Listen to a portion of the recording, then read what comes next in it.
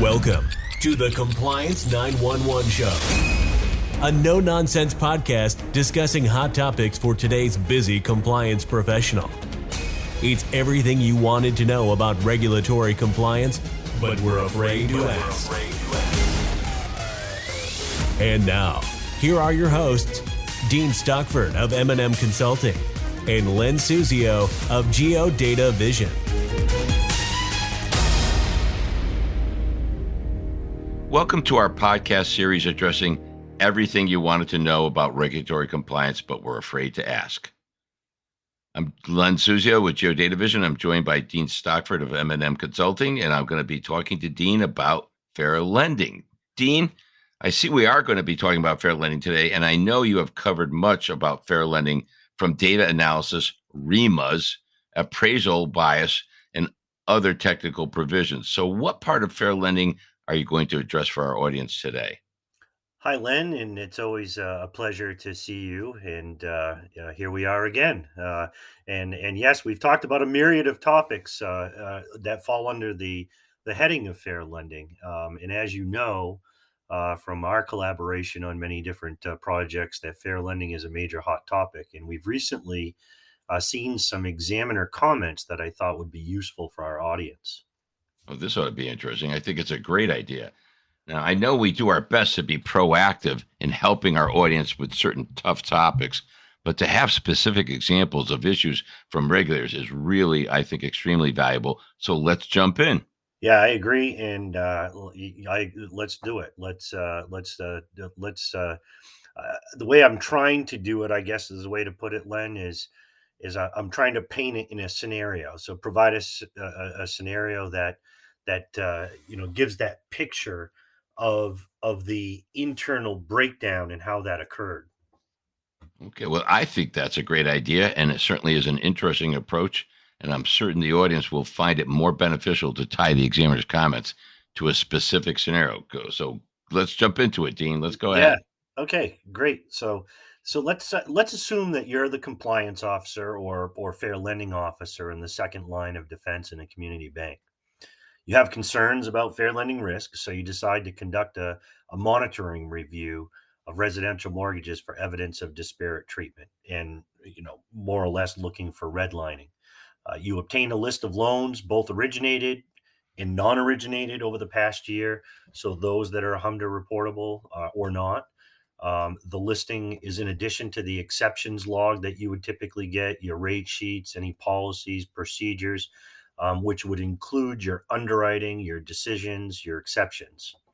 You painstakingly review these loans, taking care to create a logical and reasonable sampling by identifying a control group and a target group. Now it's time to actually review those characteristics of the loan, such as the terms the borrower received.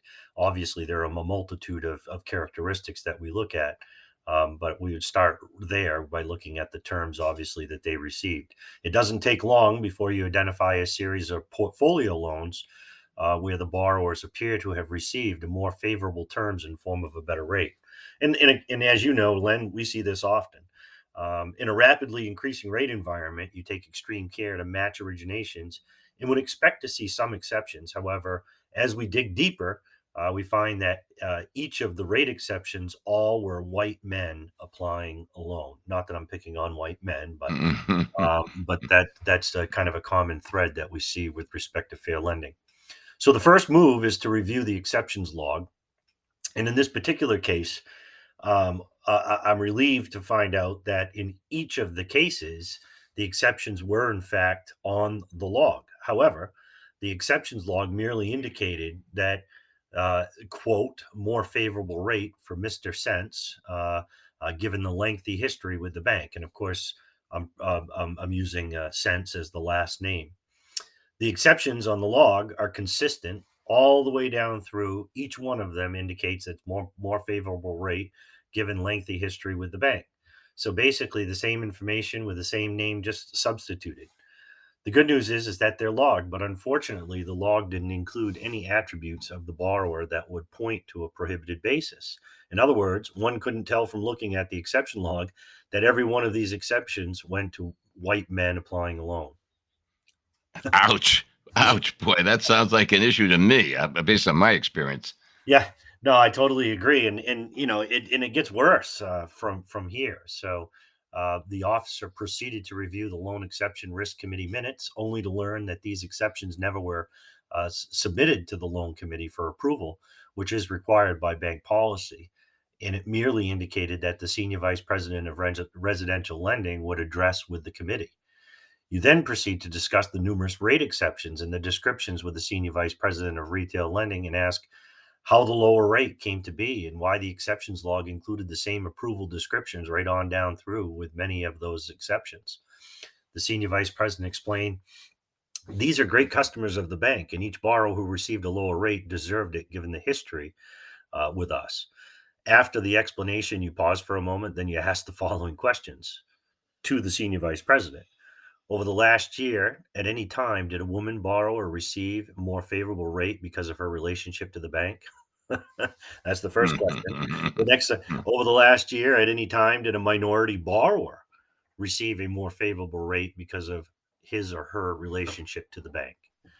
The response, I couldn't possibly remember something like that. Oh, of course, that's a typical response. Our policy allows for these types of rate discretions as a courtesy to the borrower, and all exception logs go to the loan risk committee for approval. Obviously, you can see we're walking down that rabbit hole of lack of Mhm. documentation. So you then call attention to the fact that the log never made it to the risk committee in all of the attributes that could, talking about the applicant or borrower characteristics were the same without any further explanation.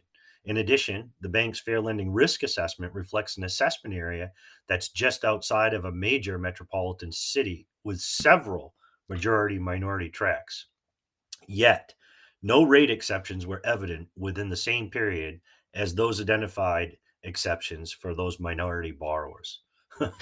Ouch, double ouch, and wow. This bank would appear to have some major issues, Dean. Oh, I agree. I agree. And this is more of an egregious case or scenario. But illustrating it's certainly illustrating a common issue and highlights what examiners have recently noted in examinations. So let me just take what they've noted kind of bullet by bullet. Exceptions should be appropriately documented within files. I mean, it sounds like a no brainer, but boy, Mhm. these are the types of things we find all the time. And when we do data analysis, as you know, we're identifying red flags. We're not necessarily identifying an exception or a problem. We're identifying a red flag that could become a problem. So um, management should have tracked or had a tracking mechanism in place for those exceptions and to make sure that they were appropriately reported. Exception log that they had should include prohibited basis information as well as the compensating factors to justify the exception.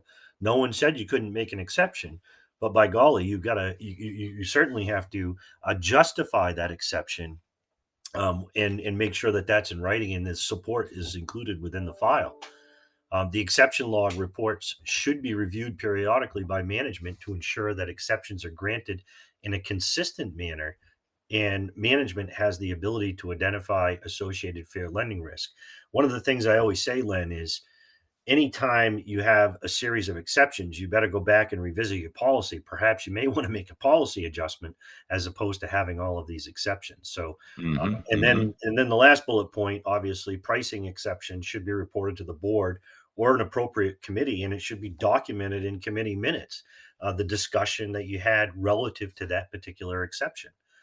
So again, those bullet points are kind of no brainers in my opinion, but these are the types of things that regulators identify from time to time, and we've recently seen them pop up in examinations once again.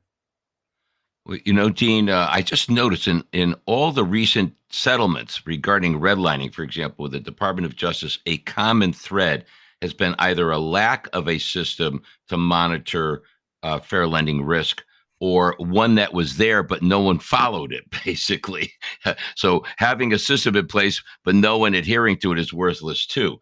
This is really great stuff, Dean, and I'm certain our audience will find it helpful.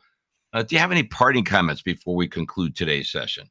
Yeah, I just wanted to caution folks on the quality of fair lending risk assessments. I know everything we pretty much touched today, we talk about risk assessments, and And I think we're creating risk assessments because we have to, but without putting some good forethought into it.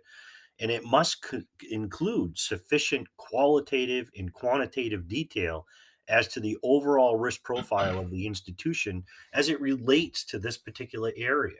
If residential lending makes up a bulk of a bank's portfolio, the assessment should quantify that, and monitoring should be focused or designed on those higher risk areas. If the bank is heavy in indirect lending, it again should be quantified, and monitoring should be focused around the risk to the bank. So it's imperative that they put enough, again, qualitative and quantitative information within that risk assessment, because the risk assessment is designed to hand to the examiner to say, here is the level of risk we perceive to have in our institution, and here are some mitigating controls relative to those risks. And so that, I guess, that's what I would say would be my parting words today as it relates to this fair lending topic. Well, Dean, it's not only a great topic, it's a timely topic. As we can see, there's more and more redlining referrals to the Department of Justice. So I hope our audience does appreciate the suggestions you had. This is Len Suzio from Geodata Vision. And this is Dean Stockford from M&M Consulting saying thank you for listening to today's topic, and please let us know of any additional topics you would like to hear. Thanks for listening to the Compliance 911 Show. If you like the podcast, be sure to subscribe so you don't miss an episode. While you're at it, please give us a like and review to help others find the show. As always, links are in the show notes, and you can always find us online at compliance911show.com. Follow M&M Consulting and Geodata Vision on LinkedIn for all the latest news and information on compliance hot topics.